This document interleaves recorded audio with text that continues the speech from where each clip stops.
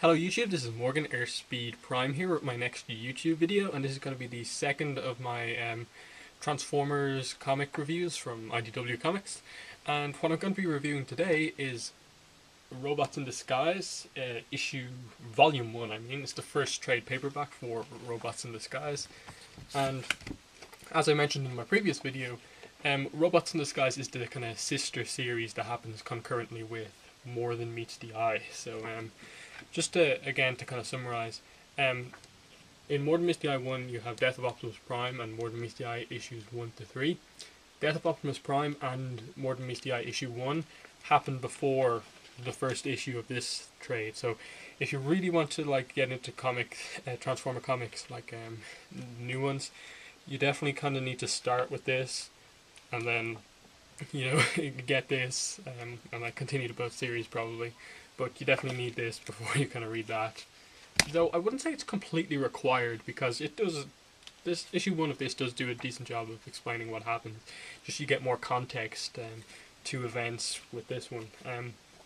Now this trade has Robots in Disguise issues 1 to 5. So I don't actually have issues 4 and 5 in single issue form because I couldn't get them, but you have issue 1,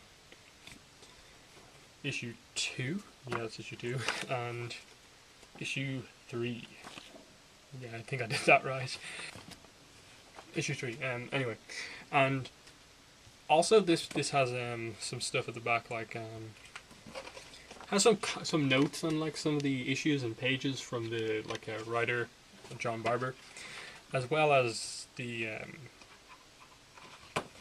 cover gallery stuff as well. So there's a few extras in this as well as the 5 issues.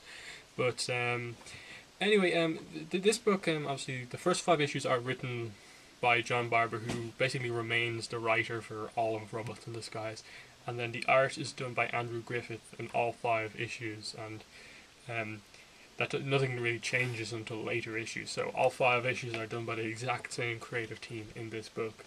And I suppose I'll kind of show off some of the art as well. So you can see here that Andrew Griffith has it's a very nice style. It's very consistent throughout all of the issues. He definitely gets better as it goes along, but it's very nice looking. It's not like bad art like some comics have. It's very nice to look at, but it's not as probably spectacular as, say, Alex Milne and Nick Rochon or More Than Meets the Eye. So just that's something to keep in mind. That it's just More Than Meets the Eye just really stand out in terms of art and writing, and then this is the other book that's it's really solid in terms of art, solid in terms of writing, but just for me at least, More Than Meets the Eye is the standout book among these two series.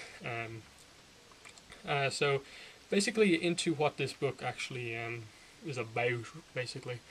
I talked about More Than Meets the Eye in the last video, and that is a story that focuses on Rodimus and his crew who leave on the Lost Light. They leave Cybertron because they don't want to get involved in the whole political stuff, because the neutrals hate the Autobots and the Decepticons. So they left to avoid that and bring back something to help when they come back. This book focuses on the people who are left behind on the planet. Bumblebee as the leader of the Autobots there, he has the other half of the Matrix, while Rodimus has the other one. He's left behind to basically lead the Autobots with some of the other ones. And the situation is basically that the neutrals, who basically left before as the war broke out because they didn't want to get involved in the war, they've come back and are basically claiming the planet as theirs, that it's the fault of the Autobots and Decepticons for things being as they are. And this kind of sets up this little conflict between them, that the Autobots and the Decepticons both feel that the neutrals basically just copped out, basically, that they left everything to them. They had to fight for it, and they fought back and got the planet back, and they're just claiming everything now that the war is over again. And then the neutrals obviously feel that the war was completely caused by the Autobots and the Decepticons. There's this whole conflict going on, but that's the situation as you find yourself. The Autobots have basically won the war. The Decepticons are kind of imprisoned, and then the neutrals are they're in huge numbers, more than both the Autobots and the Decepticons. And what happens is that in Death of Optimus Prime, Bumblebee I think Prowl was forced to release all the Decepticons to act as police officers to basically get some order back among the neutrals who were rioting because of the Autobots' control over Cybertron. And that's where this book picks up. And the way that the single issues work out is that each issue is kind of narrated in part by one of the main characters. So issue 1 is narrated by Bumblebee, and obviously you get his view of things as the Autobot leader.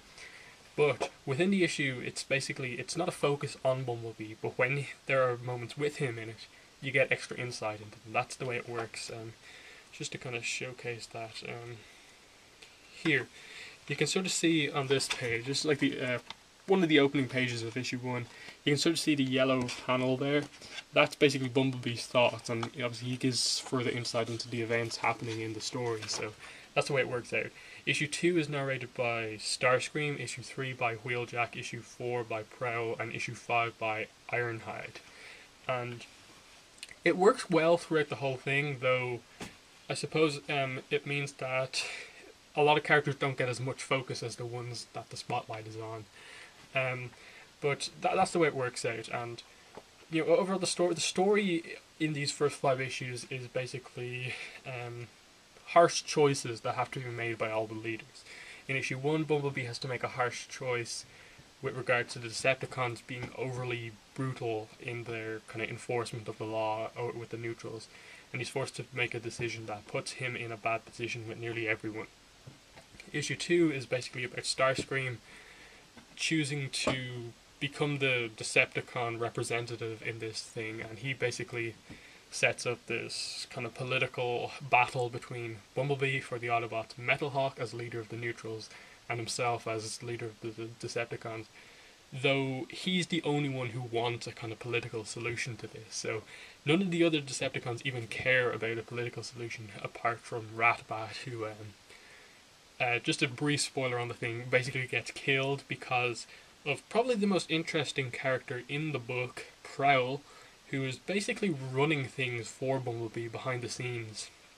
And there's a very interesting stuff with him in that he basically has always been a big player in the Autobots. He's just not a face man, basically.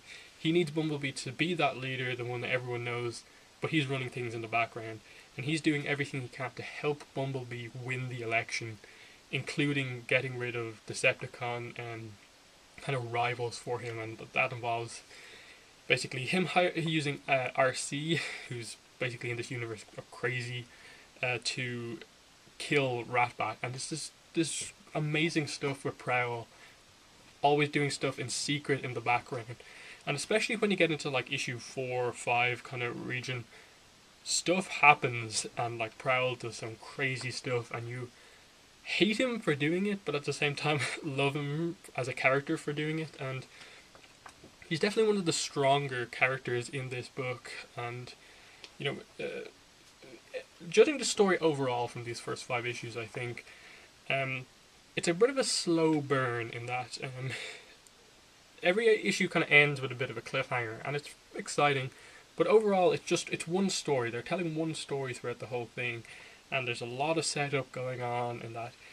Even as we are now in issue 15, stuff has happened, but it's been a bit slow to kind of get there. There's a kind of few issues where stuff happens, and then there's a few issues to slow it down. While with More Than Meets the Eye, you have little story arcs happening as they're on their way to this grand goal. You get lots of character development in the background and stuff like that.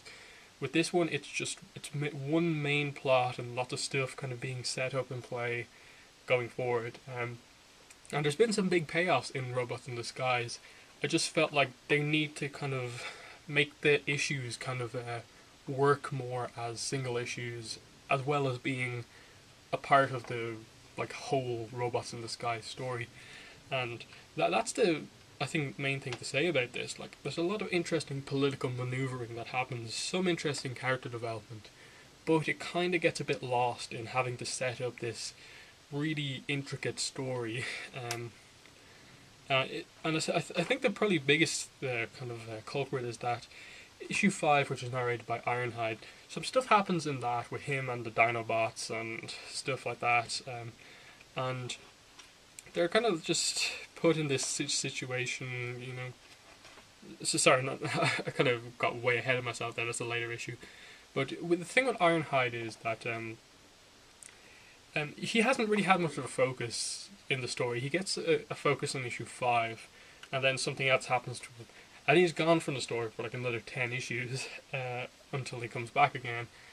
So there's just that kind of thing. Like, they have to focus on the one main story, and then they have set up a side story, but they kind of tend not to go back to it that much, and it leaves you really wanting an explanation for it. And you know, we're getting that around now in issue 14, 15 of Robots in Disguise, but it kind of leaves you really waiting for this. Like, it kind of works in trade format in that you can just flip to the next story, and that works. But waiting a month between issues is kind of a bit tough on Robots in Disguise. That's why I'd say that More Than Meets the Eye is the better of the two books, because, as I said, I think it's got a bit more humor to it. It's got a bit more depth of characters in it, and it's a bit more fast paced as well. This one's a kind of slow burn setup of a big story. And there are links between the two stories because of like telling stories, events that happened like before the Lost Light left are still taking place on the planet, off the planet, and stuff like that. There's some really cool stuff, and you know, just you can just sort of see, like, just flicking through the book, that, as I said, the art is actually really solid throughout. And yeah, I definitely recommend Robots in Disguise, but I think More Than Meets the Eye is the superior book. Not that there's anything like bad about Robots in Disguise, it's just More Than Meets the Eye is just on this other level as a book. Next, that's pretty much me done with that. Recommend both series, and next time on my comic reviews, I'm going to be reviewing More Than Meets the Eye, Volume 2. Which is, I believe it's issues 4, 5, 6, 7, and 8 of More Than Meets the Eye.